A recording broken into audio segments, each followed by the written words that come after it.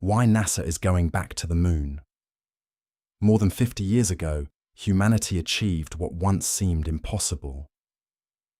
On July 20th, 1969, the world watched as the first humans landed on the moon. Just a few years later, in December 1972, the Apollo 17 mission marked the last time astronauts walked on the lunar surface. Since then, no human has returned. For over 5 decades, the moon has remained silent. But today, NASA is preparing for one of the biggest space missions of the 21st century. The question is, why is NASA going back to the moon after all these years? Is it simply to repeat history?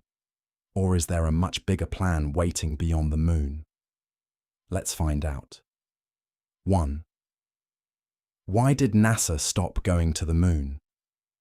Many people believe NASA stopped going because there was nothing left to discover. That isn't true. The biggest reason was money. The Apollo missions were incredibly expensive, costing billions of dollars. Once the United States had won the space race against the Soviet Union, public interest slowly declined. Instead of continuing moon missions, NASA shifted its focus toward building the space shuttle and later the International Space Station. For decades, astronauts continued exploring space, but the moon remained untouched. Now, everything is changing. 2. The Artemis Program, NASA's new lunar program, is called Artemis.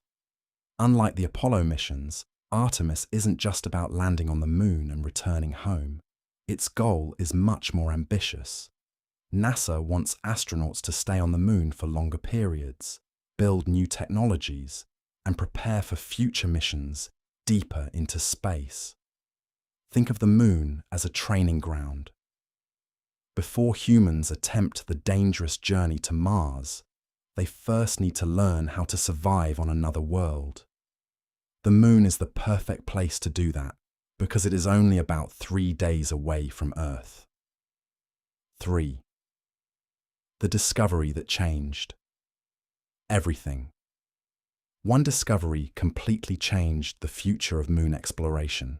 Scientists found evidence of frozen water ice hidden inside permanently shadowed craters near the moon's south pole. This wasn't just another scientific discovery. It could completely transform space travel. Water can be used for drinking. It can help grow food for astronauts. Most importantly, it can be separated into hydrogen and oxygen to create rocket fuel. Imagine spacecraft launching from Earth, stopping at the moon to refuel, and then continuing their journey toward Mars. Instead of carrying everything from Earth, future astronauts could use resources already available on the moon. 4. The new space race. The moon has once again become the center of global attention. Countries around the world are investing billions of dollars into lunar exploration. China has successfully landed robotic spacecraft on the moon and plans to send astronauts there in the coming years. Several other nations are also participating in lunar missions through international partnerships. For NASA, returning to the moon isn't only about science, it's also about maintaining leadership in one of the most important areas of technology and exploration. Just like the original space race, the next race has already begun. 5. Preparing for Mars. Mars has always been NASA's ultimate goal. But reaching Mars is far more difficult than reaching the moon. A mission to Mars could take many months, and astronauts would have to survive without immediate help from Earth. That's why NASA wants to test everything on the moon first. New spacesuits, new habitats, life support systems, power generation, communication technology. Every lesson learned on the moon will help make future missions to Mars safer and more successful. The moon is not the final destination.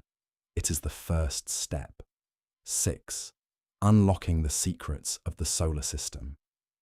The moon is like a giant time capsule. Unlike Earth, it has almost no atmosphere, no weather, and no flowing water. Its surface has remained nearly unchanged for billions of years. By studying moon rocks, scientists hope to learn how the Earth formed, how the moon was created, and what the early solar system looked like. Some scientists also believe the far side of the moon could become one of the best places in the universe to build giant radio telescopes, because it is naturally protected from Earth's radio signals. The moon still holds countless mysteries waiting to be discovered.